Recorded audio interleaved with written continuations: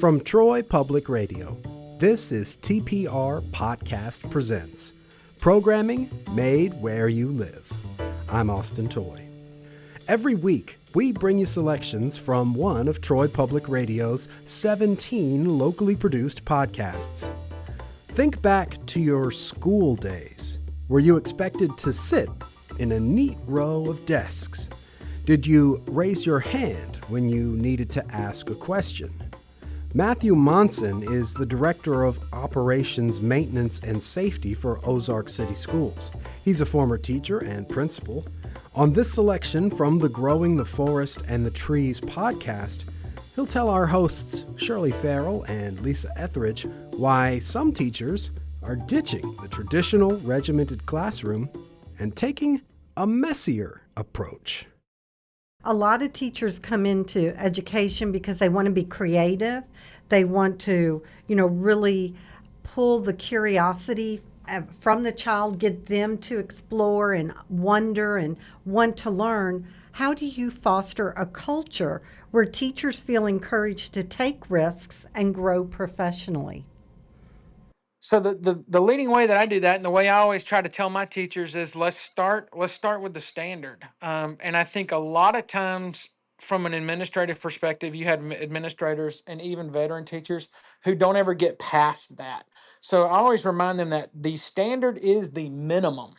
So let's figure out what the minimum looks like, and then let's expound from there. And I always remind young teachers that I want you to do whatever you can to spur interest in your kids. I do not care what the classroom looks like when I come in because I'm the outsider. I used to hate walking into a room to do an observation and everybody's in a row and it's as quiet as the tomb and everybody's raising their hand because the first time you ask a kid a question, they're going to tell on that poor teacher. Oh, I don't know. We don't ever do this. This is brand new. I would much rather see that controlled chaos from my outsider perspective.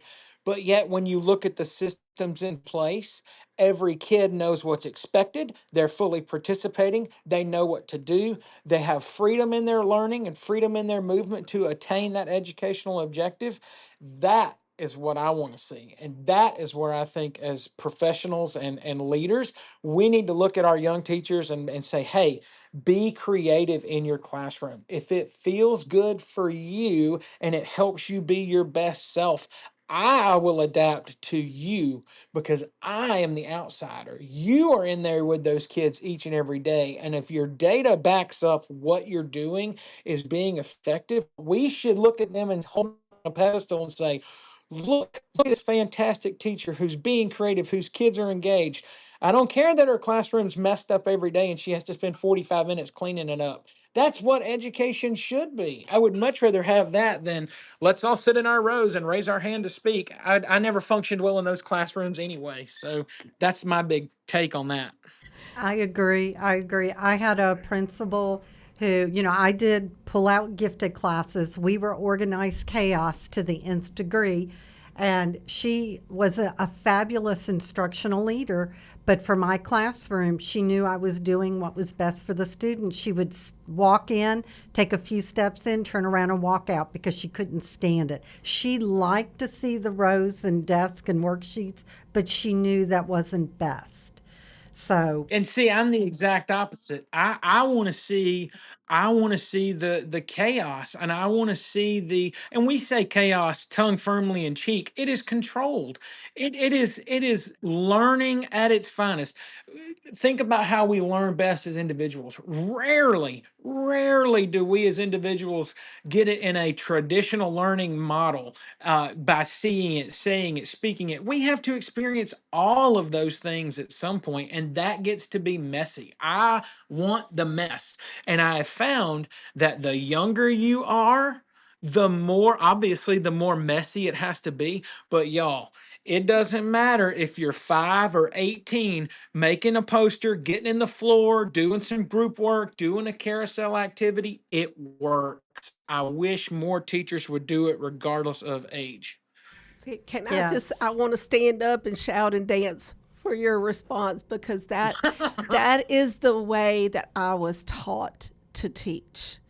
And not that I'm knocking curriculum, by no means, because I know we have to have it. Right.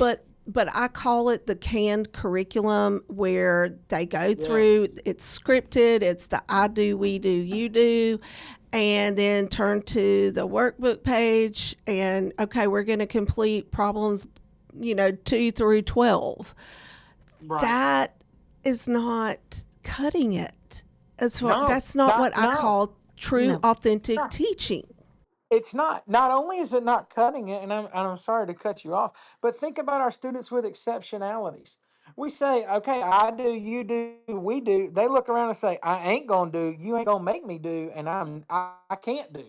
And we That's still it. have a responsibility to those kids. So if we give them that latitude of that controlled environment to let them kind of flex their own muscles mentally and even physically and emotionally, that too is learning.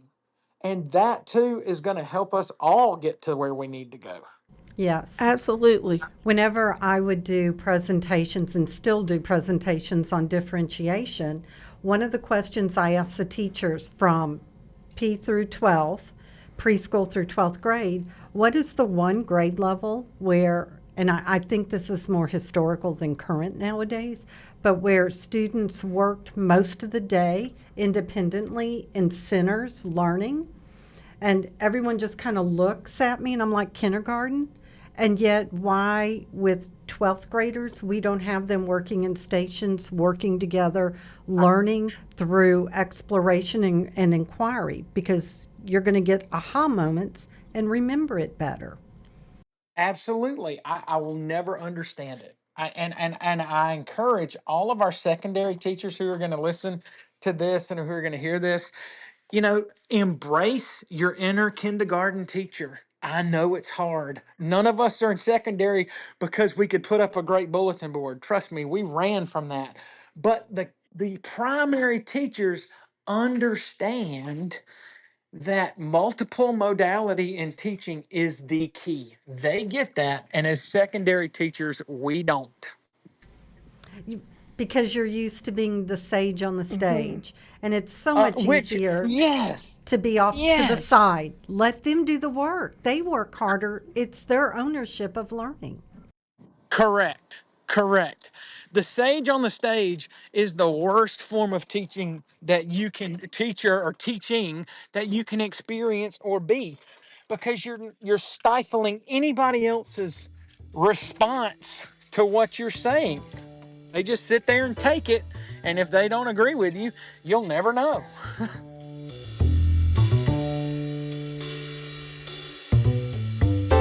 You can hear the full conversation with Matthew Monson on the Growing the Forest and the Trees podcast on Spotify or wherever you get your podcasts. I'm Austin Toy, and this is TPR Podcast Presents on listener-supported Troy Public Radio.